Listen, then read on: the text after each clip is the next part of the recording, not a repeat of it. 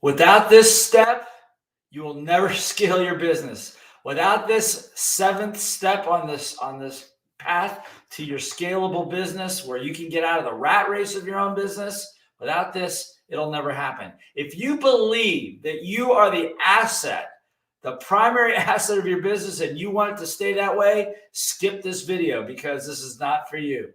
The problem with most entrepreneurs, the solo entrepreneurs, is that as you get better at something, it all becomes about you. It becomes about your ability to see the future, your ability to create vision, your ability to execute, your ability to sell, your ability to make things happen. And as flattering as that may be for you, it will never allow you to grow your business. So what is step number 7? Well, quickly, let's review where we've come so far because we're almost at the end.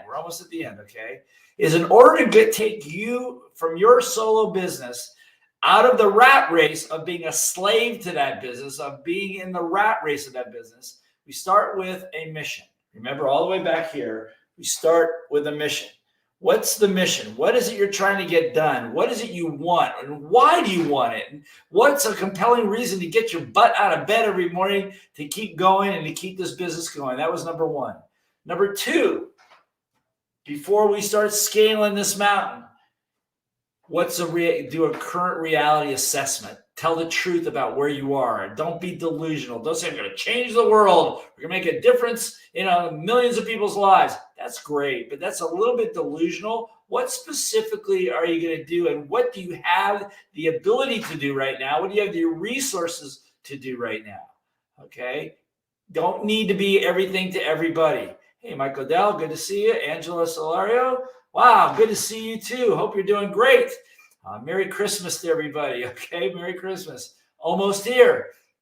So again, a realistic assessment. Number 3 on the list. Number 3, what's the plan? We talked about PERT, starting in the future, working your way back, just like we kind of did here. A series of events that will take place that allow you to have a physical roadmap to see where you're going using the BI triangle. What's your what's your product development plan? What is your legal plan? What is your cash flow management plan, communication plan, system plans, marketing, all of these things, and lay it out so that you can see it.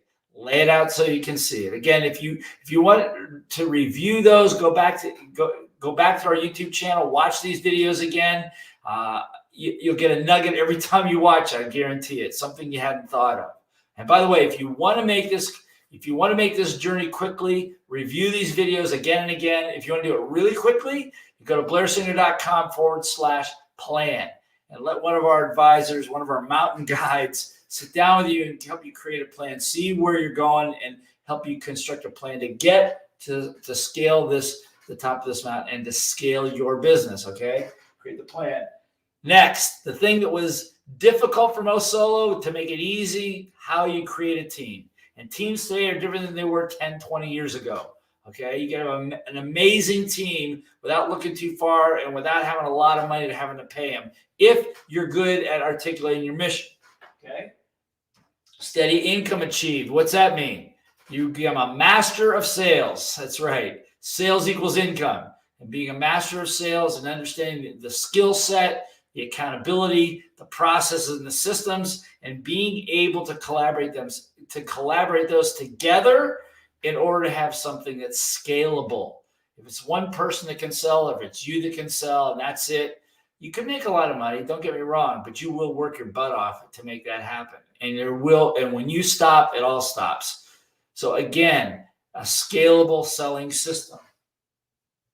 We talked last time is that the other part that will come up as you start climbing to the higher altitudes of your business is resistance. What is resistance? Well, resistance is because you're going into a realm that's unknown, and there's already people and ideas out there that you're banging up against. But the biggest resistance is internal. It's you being in battle with yourself. Oh, it's too much. It's overwhelming. I'm not sure I can get it all done. I need to keep things simple. I can't do this by myself. Of course, you can't do this by yourself.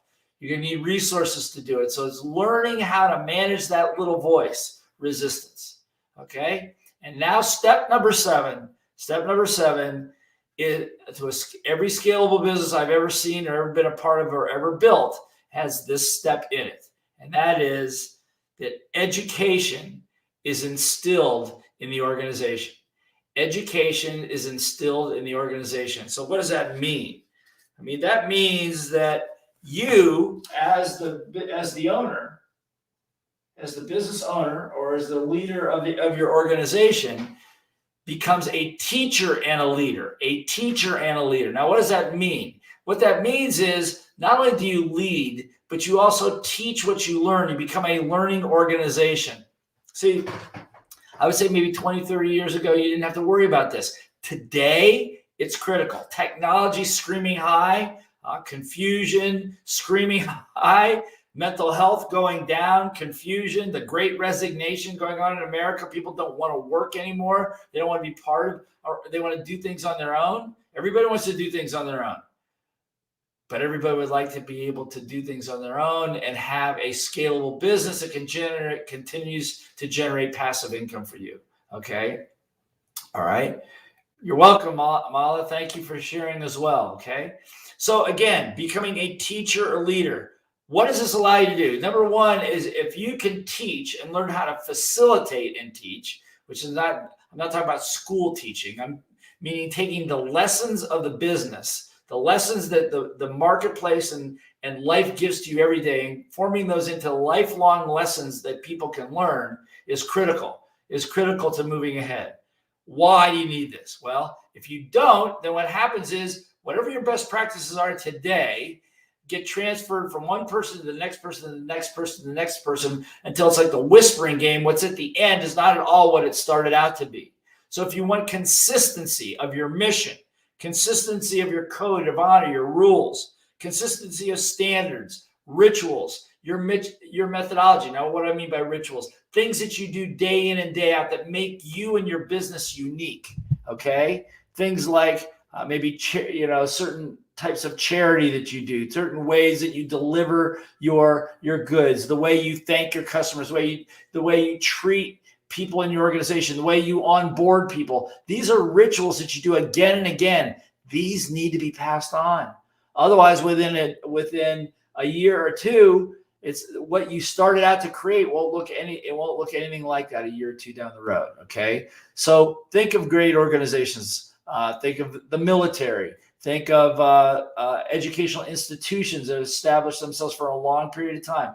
Why? Because they ritualize their training, so it's part of the game. Not only is it important to get your job done, it's important to be a student.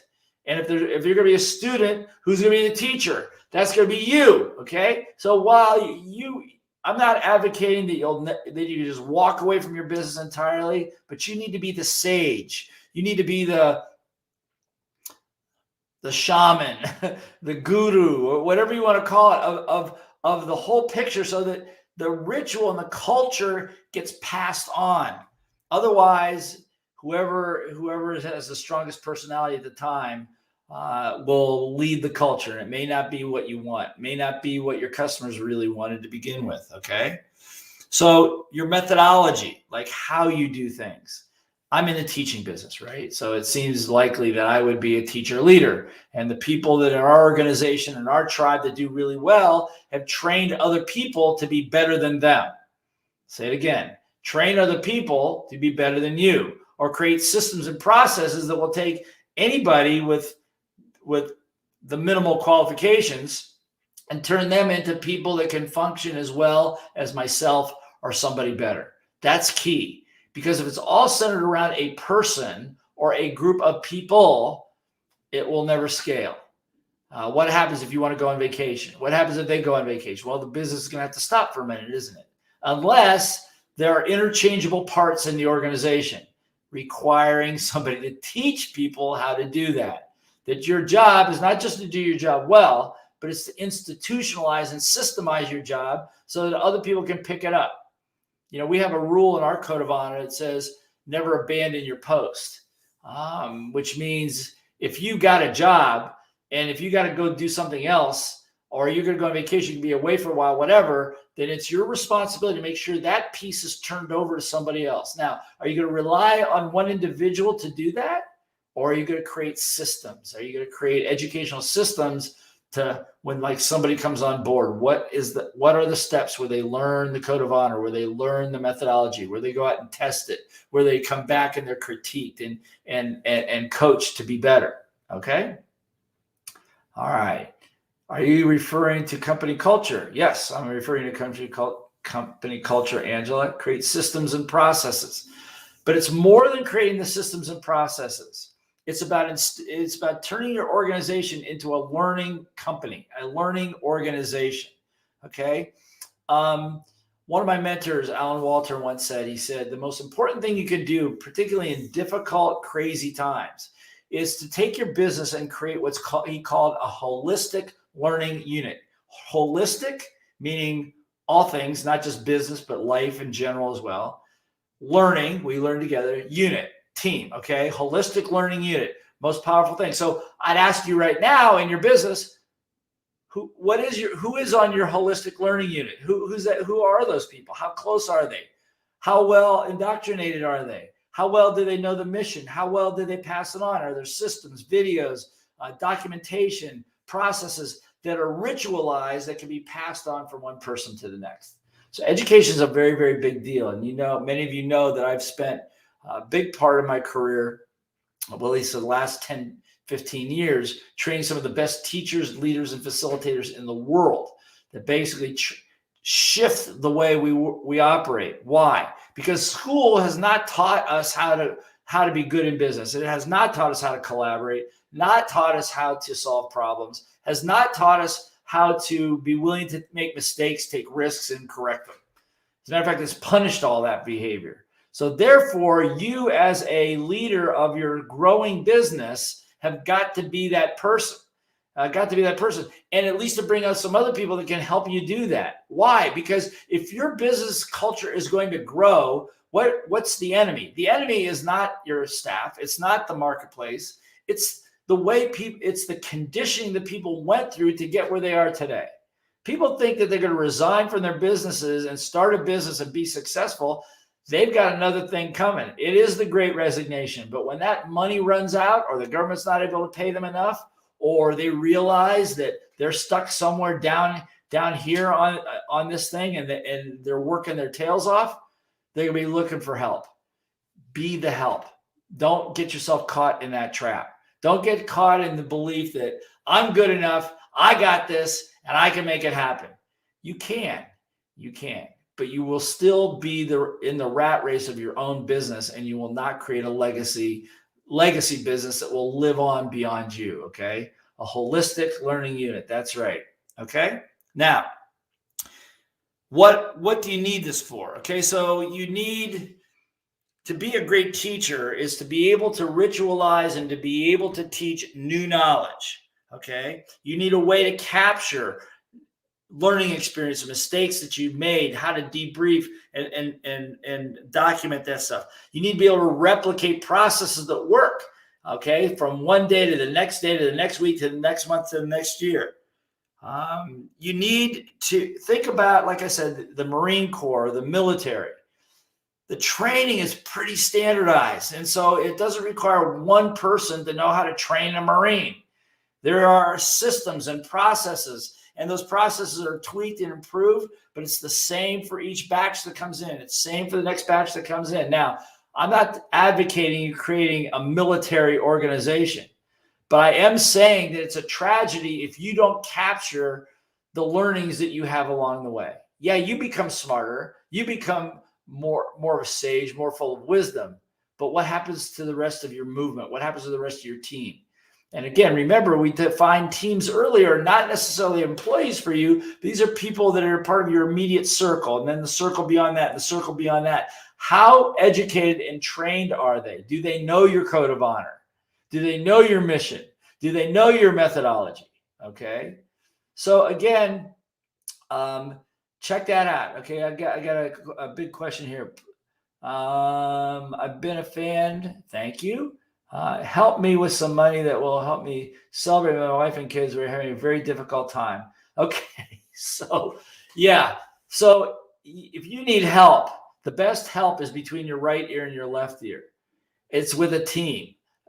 I would say there are people that are in very difficult times and they're looking for a handout. They're looking for the government to give them money. They're looking for me to give them. They're looking for somebody to help them. Nobody, listen to me closely, nobody is coming to your rescue. Okay, if you haven't figured that out by now, it's a harsh message, but nobody's coming to your rescue. Your rescue is right sitting in the seat looking at this video right now. That's your rescue. And again, the best way to do that is by assembling a group of like-minded people and taking it one mission, one goal at a time, working together. The resources are amazing. YouTube, there's over a billion hours of YouTube video consumed every day. It's unbelievable. So there's no shortage of resources and information. But what there is a shortage of are great teachers. People who can assimilate it, teach it, and make it happen. Okay. Now, three parts to education, three parts to selling, or to systematizing it. Number one, business skills like how to sell, like how to talk to a customer, how to communicate, basic skills. Okay. But there's also the personal development side, which is the little voice stuff. How do I overcome the resistance? I don't know what to do. I'm confused. How do I get out of the confusion? How do I keep out of it? How do I prevent myself from being depressed? How am I able to keep going? Okay. Businesses of today need to be more than just businesses that provide goods and services. They need to be a place where it's safe for a person to know that they're going to grow, to know that if they go through the process of becoming the best that they can be, of mastering a skill or mastering a set of processes, that there's security in that. It's a marketable skill, that whether they stay with you or go someplace else, then in fact, they know that they have the confidence to know that they can make it happen for themselves and their family. So confidence building is part of the personal development side. And number three, so number one, business skills. Number two, personal development skills. And number three is practice. You got to practice. So training and education as a teacher and leader is to teach people one bit at a time, go out and practice it. Come back. So let's look at sales. You're going to learn how to address a customer, how to talk to a customer. That's it. Don't sell anything. Just try to talk to them. Okay. Your job is to go out and talk to 10 people today. 5 people are customers and 5 new people. Just talk to them. Find out what they do. Get into their world. That's it. Step 1. Master that. How many did you do today? Well, I only did 4. Okay. So go out and do it again. Do 10. Okay. How many did you do today? Well, I did 8. Okay, good. What'd you learn? Boom, boom, boom, boom. Okay. Now let's go to the next step. Let's find out a little bit about them. Okay. Come back. How did that go? Test, measure, practice. And within a few weeks, they're selling stuff. But if you just say, here's the product, go sell it, that's not education. Sure, people are going to learn a lot in the process of making mistakes, but they're going to be asking the wrong questions. They're not going to get good answers, and they're going to get more confused. The idea of education is to put people in the right place, in the right environment, in the right culture, okay, so that they ask the right questions, get the right answers from you and from your team, okay? So again, lots and lots of practice, and of course, accountability. All right, 2 things. If there's only 2 things you're going to learn to be a teacher and a leader. And by the way, if you want to learn how to do this, we have a whole training funnel on how to become a great teacher and leader. It's our trainer mastery program.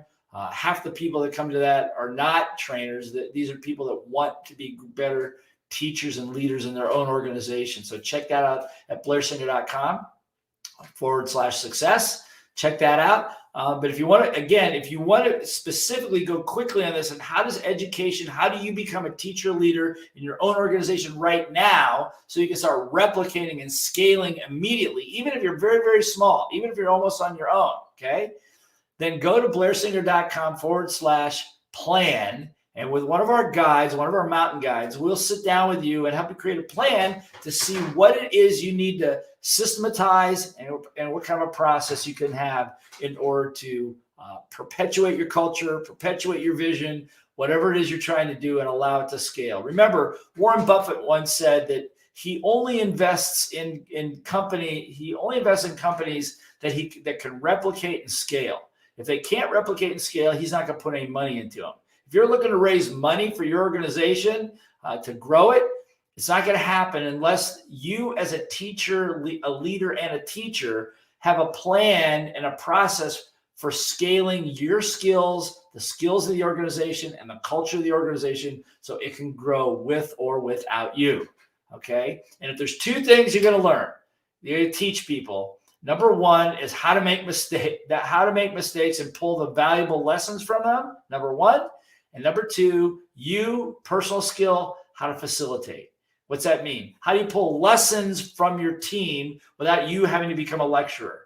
Okay, education is not about lecturing. Education is about giving people an experience and then debriefing that experience and pulling the lessons from them. Okay, and my friends that have large organizations and in our organizations, that is part of the culture. It's part of our methodologies to be able to pull the brilliance from the teams, from your holistic learning unit. Okay, so it's a big subject. But again, if you want to scale, it's required. Education must be instilled in the organization, the systems of education, processes of education, and of course, the idea and the culture of education. A holistic learning unit. You do that, you could even change the and the market changes, and your product is no longer needed. You still have the structure in place. You can drop a new product in and hit the street running. Okay, that's how it works. Okay, so if you have any questions, type in the chat box. I'm happy to answer whatever ones we can. But as we approach Christmas, a day or two from today, I just say this: be grateful, be thankful for all the things that you have. You have a lot. If you're watching this video, you have quite a bit. You have an inquisitive mind, a mind that wants to learn. That's priceless. That's priceless. There's a lot of people that have pulled the wool over their heads, are hiding, looking for somebody to take care of them, but not you. And the people that are around you, embrace them over this holiday season. Thank them. Show true gratitude. Because as Charles Dickens once said, it was the best of times and it was the worst of times. And right now, if you understand education instilled in your organization and that you become a great teacher of it and you instill teaching and education systems into your organization, you'll create a legacy. And be thankful for that. And be thankful for the fact that you're in the right place at the right time, and it will be your best of times. Okay? So please subscribe to our YouTube channel. Watch. There's tons of videos on education. There's tons of videos on how to do this properly. If you want to do it quickly, if you want to do it really quickly, let us support and sit down with you and guide you on the way to building your own scalable business. So next year at this time, when we go into 2023, you're in the right place at the right time, and you're way up this mountain already. Looking at having more time, more money, but more vision, and being able to touch way more people. Okay, so be awesome. Happy holidays to everybody. Love you all. Take care.